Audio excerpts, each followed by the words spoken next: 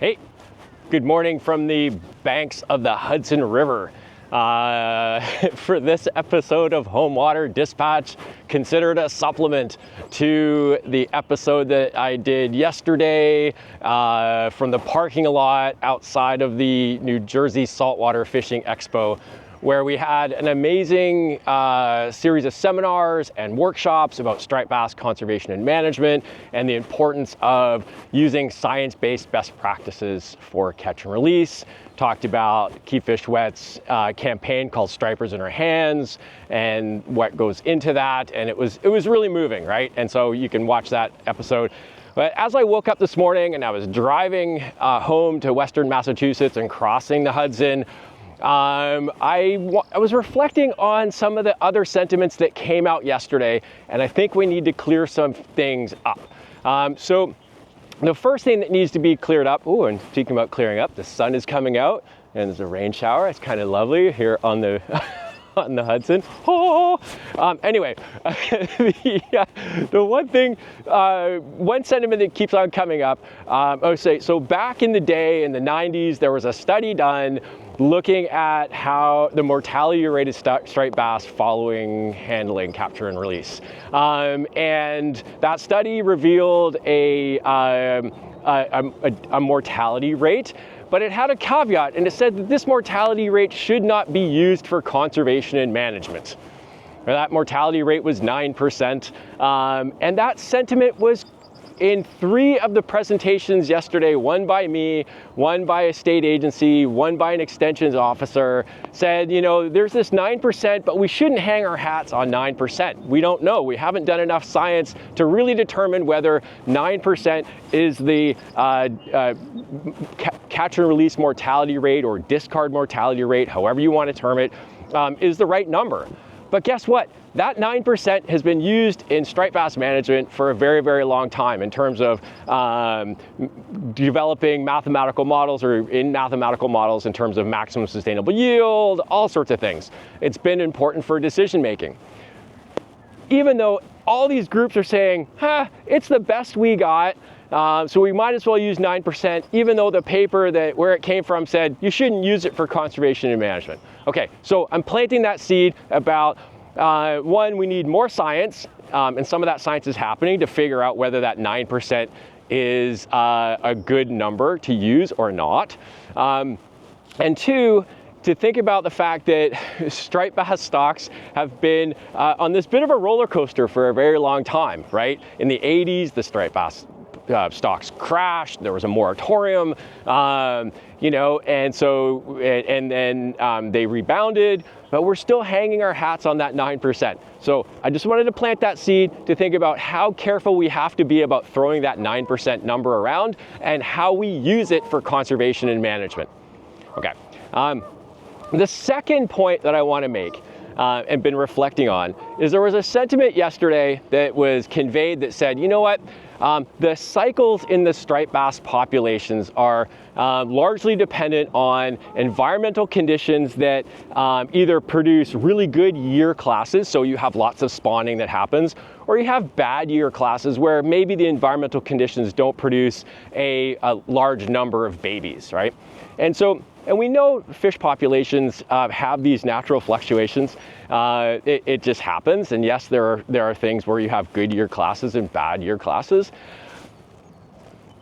But should we be hanging our hat on that and saying, well, it's all environmental issues that are controlling year class strength. And so, in spite of that, we're going to stick to the 9%, which we know may or may not be good. And we're just going to maybe not be as conservative as we need to be in terms of the future of striped bass.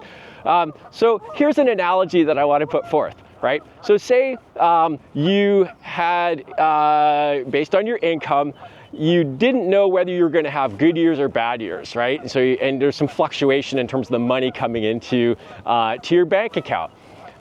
Some people are risk takers and be like, I'm going to spend anyway because I think down the road I'm going to be making more money. And some people might be a little bit more conservative and say, because my annual income fluctuates from year to year, I'm going to be a little bit more conservative in terms of how I spend. Use that analogy and have it overlap with this idea that striped bass populations have, environmental factors may control year class strength. And so if we know that, should we be more conservative or more liberal with our management and conservation strategies, right? Striped bass are a huge species that supports the local economies, regional economies. We can go on and on and on about the value of the striped bass fishery. But if we know the populations naturally fluctuate, maybe we should take that into consideration when we're developing management and conservation strategies. That maybe we need to be even more conservative if we know that these year class strengths fluctuate because of environmental conditions and the fact that environmental conditions are changing, right? Climate change, warming water temperatures, striped bass are exposed to a lot of other things, nutrient flow from different areas, impacts that are happening on the Chesapeake in terms of habitat, right? With all these things that are potentially influencing the status of the striped bass stock and year class strength, maybe because of all those risks, we need to be even more conservative and be stronger advocates and activists for maybe a more rigorous approach to managing and conserving striped bass. Okay, the last thing that I want to comment on, and there was many more, but this is another one that stands out, is whether we should be fishing spawning striped bass. And it's actually maybe serendipitous that I'm here on the banks of the Hudson River. There was one sentiment yesterday that was conveyed from an NGO, a non-government organization, a campaign, not Key Fish Wet, because we are very conservative about the ideas of whether we should be fishing spawning fish that are actively spawning. Anyway, the sentiment that came up yesterday was like, okay, we know that striped bass they migrate into fresh water to spawn, right? Including up here in the Hudson. And spawning fish means baby fish, right? And so that supports the future of the population or the stocks.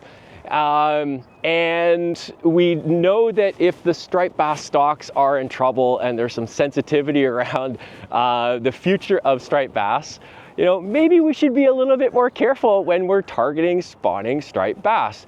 But the sentiment came out, and we were like, well, we don't want to take a very strong approach with people that are targeting or might be targeting striped bass because, it's part of their livelihood. We need to be careful about pissing people off and annoying people because, that their economic gains related to the catching of striped bass that are spawning. It's pretty short-sighted. I mean, this is where I'm going on a bit of a limb here, that those spawning striped bass are the future of the stock.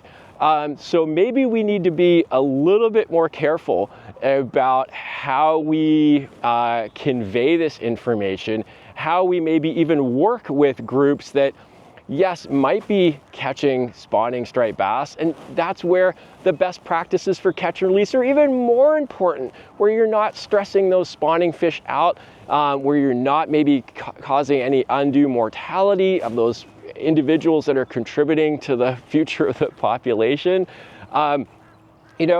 For a stock that is so important, for a species that people love to target from, Jersey up to Maine and into Canada, or beyond, so a lot of the, even south of Jersey, right? And so we need to be a little bit more careful about the things that we're throwing out there. The 9%, the environmental conditions related to the fluctuations in stocks, fishing spawning fish, all those things, the little impact, they all contribute to our ability to manage striped bass effectively and create a positive future for the fishery.